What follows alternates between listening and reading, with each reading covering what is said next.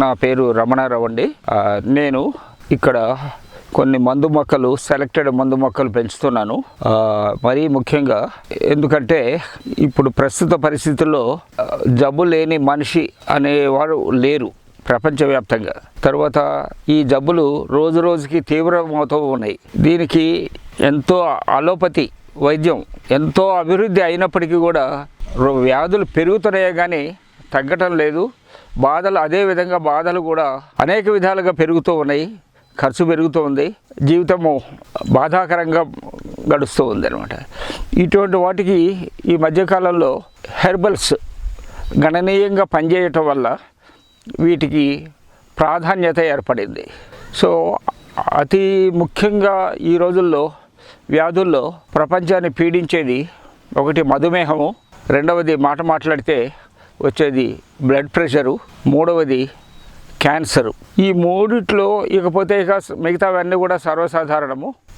కడుపు నొప్పి, కాలు నొప్పులు, ఇక ఇతర వ్యాధులు. సో ఈ మూడిట్లో ఈ డయాబెటీస్ అనేది ఒక విధంగా జీవితాంతం మందులతోటి గడపాల్సి వస్తుంది. అదే ఈ బీపీ వస్తే ఒక విధంగా అనేక సమస్యలు వస్తాయి. చాలా చోట్ల ప్రాణాంతకం అవుతూ ఉంటాయి.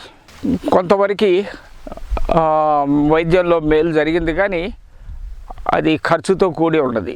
ఇక మూడవది క్యాన్సర్ వచ్చిన వాళ్ళు ప్రపంచవ్యాప్తంగా కూడా 170-80 మంది వచ్చిన వాళ్ళు ఎన్ని లక్షల రూపాయలు ఖర్చు పెట్టినా కూడా బాధలు ఎక్కువ భరిస్తూ 70-80% చనిపోతున్నారు దయనీయ పరిస్థితుల్లో. ఈ డబ్బు కానీ లేక అడ్వాన్స్మెంట్ ఇది వైద్య రంగంలో జరిగినటువంటి పరిశోధనలు కానీ ఇవి ఏవి మనిషికి ఉపయోగపడలే. ఈ సందర్భంలో నాకు ఈ కొన్ని మొక్కలు తటస్థపడ్డాయి. అందులో ఒకటి ఈ వ్యాధులకి, అనేక వ్యాధులకి చక్కెర కారణము అని చెప్పేసి ప్రపంచవ్యాప్తంగా పరిశోధనల్లో తెలిసాయి. ఇన్ఫ్యాక్ట్ ప్రతి ఒక్కళ్ళు కూడా మీరు షుగర్ సైడ్ ఎఫెక్ట్స్ అని ఇంటర్నెట్లో టైప్ చేస్తే మీకు చక్కెర వలన రాని వ్యాధి ఏదన్నా ఉన్నదా అంటే తెలుస్తుంది. సో దానికి ప్రత్యామ్నాయంగా ఎన్ని వందల సంవత్సరాలు పరిశోధనలు చేసినా కూడా పరిష్కారం లభించకపోతే చివరికి సౌత్ అమెరికాలో అక్కడ ఉన్నటువంటి పారగ్వే రాష్ట్రము, బ్రెజిల్లో ఉన్నటువంటి రాష్ట్రాల్లో ఉన్నటువంటి గిరిజనులు అనాది కాలం నుంచి, వందల వేల సంవత్సరాల నుంచి ఈ స్టీవియా అనే మొక్కల్ని తీపిగా, మళ్ళీ మందుగా, లాస్ట్లో టించర్గా కూడా కట్స్, వూండ్స్, బర్న్స్కి కూడా వాడటం కనిపెట్టారు మన వాళ్ళు. ఇక మనకి ఇంకా గత్యంతరం లేక ఇది నిజంగా మందు గుణాలు కలిగి ఉన్నదా లేదా అని చెప్పేసి పరిశోధనలు చేశారు. ముఖ్యంగా జపానీస్ ఎక్కువగా చేసి వాళ్ళు తీసుకొచ్చినటువంటి పరిశోధన ఫలితం ఏమిటాయా అంటే ఈ మొక్క ఈ 20-30 రెట్లు చక్కెర కన్నా కూడా తీపి, అంటే షుగర్కి ప్రత్యామ్నాయం అయిపోయింది. తర్వాత 0 క్యాలరీస్, సో డయాబెటీస్ వాళ్ళు కూడా వాడుకోదగినది. ఈ విధంగా షుగరు, ప్రతి తీపికి కూడా, అన్ని తీపిలకి కూడా ఇది ప్రత్యామ్నాయం అయిపోయింది. అంటే ఒక రకంగా ఇప్పుడు మనకి బెల్లము మంచి అట్రాక్టివ్ కలర్లో దొరుకుతుంది, మంచిదే. కానీ ఆ రంగు బెల్లం అనేది ఎక్కువ సల్ఫర్ కలపటం వల్ల ఆ మంచి రంగు వస్తుంది. దానివల్ల అనేక సమస్యలు, న్యూరలాజికల్ ప్రాబ్లమ్స్ వస్తున్నాయి. అలాగే చక్కెర, షుగర్ ఫ్రీలు, ఆఖరికి తేనె కూడా పొలాల్లో పురుగుల మందు కొట్టడం వల్ల తేనె కూడా కలుషితం అవుతుంది. సో ఆ విధంగా చూస్తే ఈ న్యాచురల్ ఈ ప్లాంటు తులసి మొక్కలాగా ప్రతి ఒక్కళ్ళు ఇంట్లో పెంచుకోవచ్చు, పొలాల్లో పెంచుకోవచ్చు. ఇప్పుడు ప్రపంచవ్యాప్తంగా కూడా దీనికి గుర్తింపు వచ్చింది. దీనికి పోతే మందు గుణాల గురించి ప్రత్యేకంగా పరిశోధనలు చేసినప్పుడు దీనికి ఉన్నటువంటి మందు గుణాలు ప్రపంచంలో ఏ మొక్కకు కానీ లేక మందుకు కానీ కూడా లేకపోవటం గమనించారు. సో ఇది ఏం చేస్తుంది అని చెప్పేసి అన్నప్పుడు, మనం వాడుకున్నప్పుడు ఇప్పుడు ఉన్నటువంటి మందులు ఒక్కొక్క అవయవానికి సంబంధించింది. కానీ దీని తీపి అంటే డికాషను లేక దీని తీపి ఏ విధంగా అయినా సరే శరీరం సంగ్రహించినప్పుడు శరీరం మొత్తం కూడా ఒక విధంగా స్నానం చేసినట్లుగా శరీరంలో ఉన్న మలినాలన్నింటినీ కూడా పారద్రోలి నంబర్ 1 నంబర్ 2 ద్వారా బయటికి తోసేస్తుంది. ఆ విధంగా అవయవాలన్నీ కూడా మనం రోజు స్నానం చేసినట్లుగా బాడీ ఇన్సైడ్ ది బాడీ కూడా క్లీన్ అవుతుంది. సో యాజ్ ఎ రిజల్ట్ మనకి మన తిన్న ఆహారము ఈ అవయవాల సహకారంతో సరి అయిన రక్తం కింద తయారయ్యి ఒక విధంగా ఆ రక్తము వల్ల అన్ని అవయవాలు సరిగ్గా పనిచేసి మనకి రోగ నిరోధక శక్తిని కూడా పెంచుతుంది. ఆ ప్రాసెస్లో ఇది జలుబు నుంచి క్యాన్సర్ వరకు కూడా రాకుండా కాపాడుతుంది అన్నట్లుగా పరిశోధనలు తెలియజేస్తూ ఉన్నాయి. పోతే క్యాన్సర్ అనేది ఎక్కడి నుంచి వస్తుంది అని చెప్పేసి అనుకున్నప్పుడు చాలామందికి ఇప్పుడు చూస్తే ఎన్నో సంవత్సరాలు ఆరోగ్యంగా ఉన్నామండి, సడన్గా క్యాన్సర్ వచ్చింది, నాకు ఏ రోగం రాలేదు ఇంతకుముందు, ఇప్పుడు ఈ క్యాన్సర్ వచ్చింది, ఎందుకు వచ్చింది అని చెప్పేసి ప్రతి ఒక్కరికి డౌట్ వస్తుంది. కానీ మనకు తెలియకుండానే మనం బతకాలి అంటే మనం అన్నం తినాలి, నీరు తాగాలి, గాలి పీల్చుకోవాలి, ఏది దొరికితే అది మనం ఉపయోగించుకోవాలి.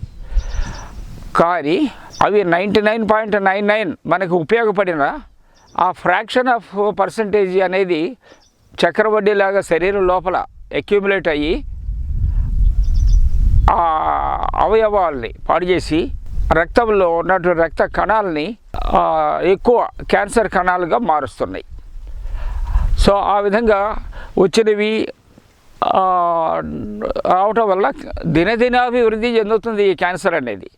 ఈ మధ్యకాలంలో వారం రోజుల కిందట పేపర్లో చూస్తే ముఖ్యంగా ఆంధ్రప్రదేశ్, తెలంగాణలో 300% ఈ సంవత్సరం పెరిగాయట క్యాన్సర్ కేసులు. సో ఇది భయంకరంగా ఉన్నది. సో అందుకని ఇప్పుడు పరిశోధనలు కూడా ఏం చెప్పాయంటే షుగర్ వల్ల క్యాన్సర్లు ఎక్కువ వస్తున్నాయి అని చెప్పేసి పరిశోధనలు తెలియజేశాయి.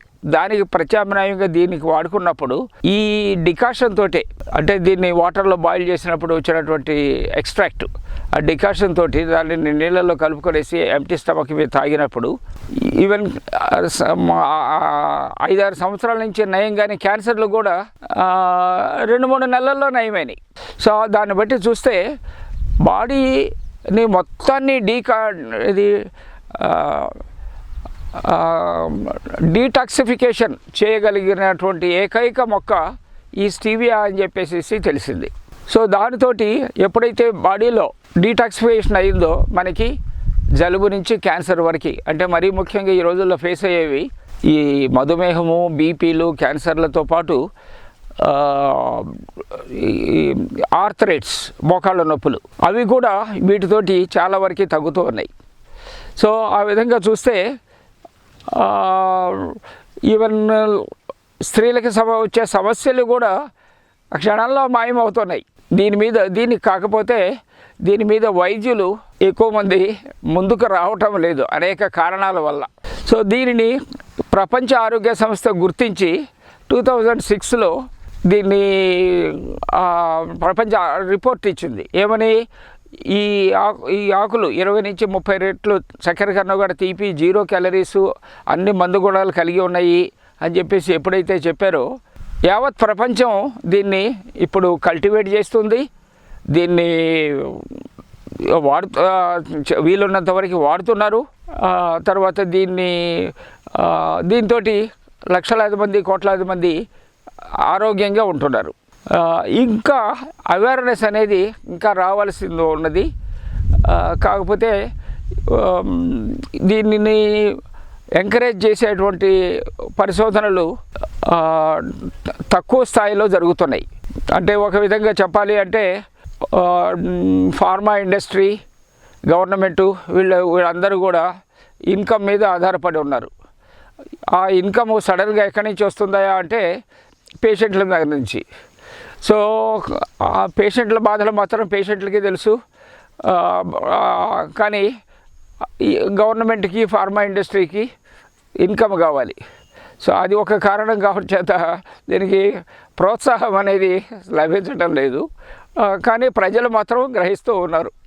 మరీ ముఖ్యంగా ఈ రోజుల్లో లంగ్ క్యాన్సర్ ఒకటి చాలామందిని బాధ పెడుతూ ఉన్నది.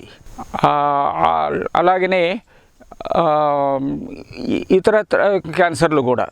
సో ఒకళ్ళు చెప్పాల్సింది ఏమిటా అంటే ఈ స్టీవియా వాడటం వల్ల అన్ని సమస్యలు ఇప్పుడు మనిషికి వచ్చే అన్ని ఆరోగ్య సమస్యల్లో మోర్ దాన్ 90% పైన ఇది సాల్వ్ చేస్తుంది అని చెప్పేసి చెప్పగలిగాడు. ఉదాహరణకి పైనుంచి చూసుకున్నట్లయితే వెంట్రుకలు రాలవు, పళ్ళు పుచ్చిపోవు, కంటి చూపు మందగించదు, లంగ్స్ క్లీన్గా ఉంటాయి, ఇంటెస్టైన్స్ క్లీన్గా ఉంటాయి, మోకాళ్ళ నొప్పులు రావు.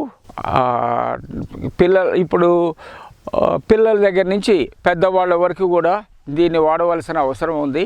ఒక విధంగా చెప్పాలి అంటే ఈ షుగర్ అనేది సారాయి తర్వాత అతి ప్రమాదమైనది షుగరు అనేది ఇప్పుడు తేలిగ్గా అందరికీ తెలిసిన విషయం అన్నమాట. ఆ విధంగా దీన్ని వాడుకలోకి తీసుకొచ్చేస్తే తర్వాత ఇంకొక విషయం ఏమిటాయంటే ఈ వ్యాధులు దినదినాభివృద్ధి చెందడానికి కారణం ఏమిటాయా అంటే తల్లిదండ్రుల జీన్స్ 10% అనేవి బై బర్త్ పుట్టిన బిడ్డకి వస్తున్నాయి. అవి వాళ్ళ లైఫ్ స్టైల్ వల్ల ఇంకా పెరుగుతున్నాయి. ఆ విధంగా ఒక 5-6 జనరేషన్స్ అయ్యేటప్పటికీ ఈ చిన్నపిల్లలకి పుట్టుకతోటే వచ్చే వ్యాధులు ఎక్కువ అయ్యి అటు తల్లిదండ్రులు ఇటు పిల్లలు అనేక సమస్యలతోటి బాధపడాల్సి వస్తుంది. ఇప్పటికే మీరు గమనిస్తూ ఉంటారు, పుట్టుకతోటి పిల్లలు డయాబెటీస్ తోటి, క్యాన్సర్లతోటి, లివర్ సంబంధించినటువంటి వ్యాధులతోటి, ఎన్నో సమస్యలతోటి సతతమవుతున్నారు. సో దీని గురించి ప్రతి ఒక్కళ్ళు కూడా తెలుసుకునేసేసి వాడుకున్నట్లయితే మొత్తం ప్రపంచ జనాభా అనేది ఆరోగ్యంగా ఉంటుంది అనేది పరిశోధనల ఫలితాలు. ఇప్పుడు నేను చెప్పినట్లుగా ఈ లివర్ క్యాన్సరు తర్వాత ఈ లంగ్స్ క్యాన్సర్ వచ్చిన వాళ్ళకి ఆల్మోస్ట్ 95% పైన ఎవరు బతకటం లేదు. సో వీటిని వాడుకోవటం వల్ల చాలా వరకు ఇంప్రూవ్ అవుతున్నారు, ఆ సమస్యల నుంచి దూరం అవుతున్నారు.